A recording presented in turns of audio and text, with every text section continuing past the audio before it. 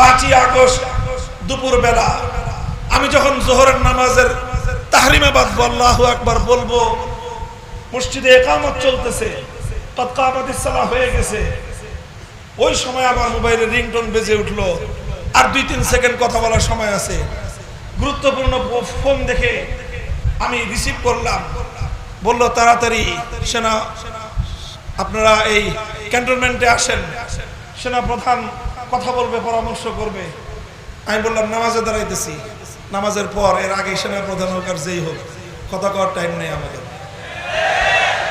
নামাজ পড়লাম, নামাজের পরে আবার ফোন আসলো, লম্বা ইতিহাস।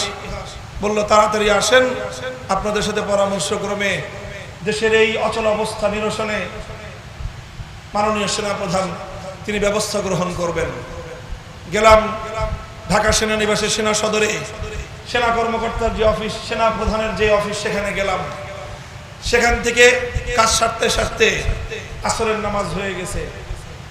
তিনি সেনা প্রধান জাতির উদ্দেশ্যে ভাষণ দিলেন। স্বৈরাচারী সেই জালিম ফ্যাসিবাদ পদত্যাগ করেছেন এবং দেশ একটি সুন্দর ভবিষ্যতের দিকে অগ্রসর হবে। আমরা রওনা করলাম সেনা সদরের অফিস থেকে বঙ্গভবনের উদ্দেশ্যে। ঢাকার সেনানিবাস থেকে মাত্র বের হয়েছি। এই জাহাঙ্গীর গেট বলে, জাহাঙ্গীর গেট থেকে বিজয় সরণি, মধ্যখানে প্রধানমন্ত্রীর কার্যালয়। খুব বেশি হলে আধা কিলোমিটার বা 1 কিলোমিটার হবে।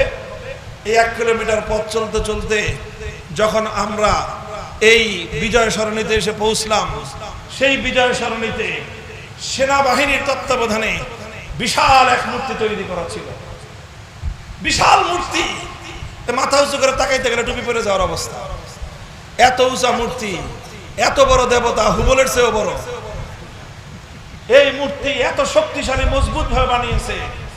কিন্তু কোত্থেকে যেন মুসলমানদের সৈনিক দল এসে ওখানে হাজির, হাতুড়ি, বাটাল, শাবল যা যা আছে সব এনে এই মূর্তির কেউ ঠ্যাং ভাঙা শুরু করছে, কেউ ঘাড়ের মধ্যে বাড়ি দেওয়া শুরু করেছে। ঘাড়ের মধ্যে আবার গলার মধ্যে দেখি এক দল এসে রশি বাঁধছে।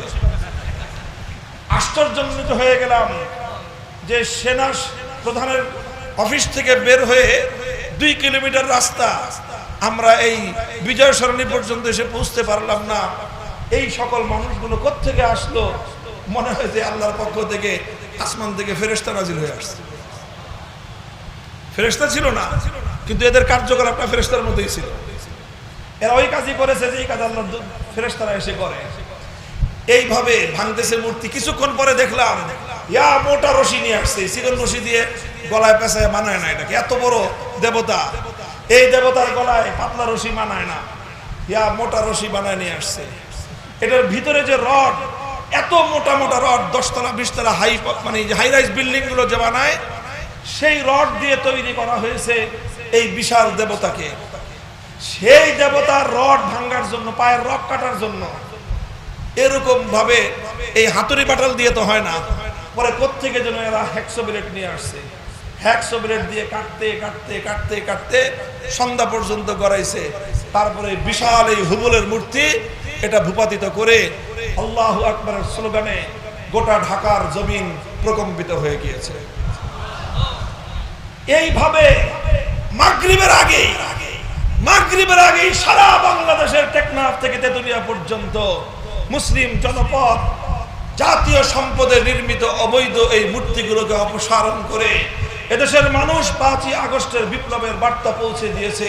এই বিপ্লব হলো তাওহীদের বিপ্লব।